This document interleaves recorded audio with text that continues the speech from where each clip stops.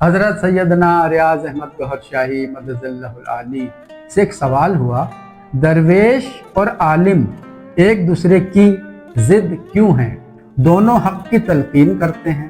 اس کے جواب میں حضرت سیدنا ریاض احمد گوہر شاہی فرماتے ہیں، ایک طالب علم 10-12 سال تک حصول دین کے لیے نکلتا ہے، مسئلے مسائل، منطق، حدیث سیکھتا ہے۔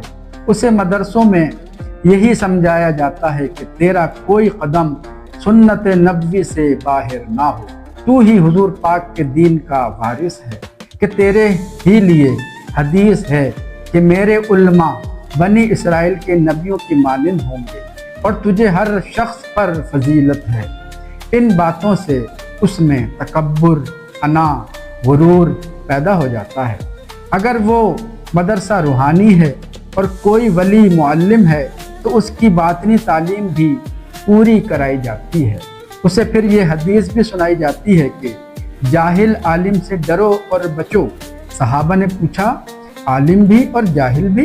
آپ نے فرمایا، جس کی زبان عالم اور دل سیاہ یعنی جاہل ہو۔ اس کے تکبر، حرص، حسد کو ختم کرنے کے لیے مجاہدہ اور ریاضتیں کرائی جاتی ہیں، اور جب وہ تزکیہ نفس اور تصفیہ قلب کا مقام پا لیتا ہے، اس وقت عالم بھی اور درویش بھی بن جاتا ہے، یعنی نور علی نور۔ اس وقت کسی پر علم کا غلبہ زیادہ ہو جاتا ہے، جیسے حضرت امام غزالی، حضرت جنید بغدادی اور حضرت امام ابو حنیفہ وغیرہ۔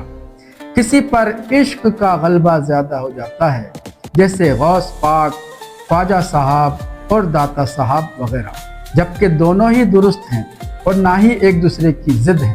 اور وہ عالم جو تزکیہ اور تصفیہ کا مقام نہیں جانتے، جیسا کہ مودودی صاحب، مرزا غلام احمد عبدالوہاب اور کئی ہزاروں مولوی صاحبان جو اس زمانے میں موجود ہیں، اور وہ درویش جو ظاہری علم نہیں جانتے بلکہ ذکوریت سے کچھ قلب کا مرتبہ پا کر جذب یا سکر میں پھنس گئے، واقعی ایک دوسرے کی ضد بلکہ دشمن ہیں۔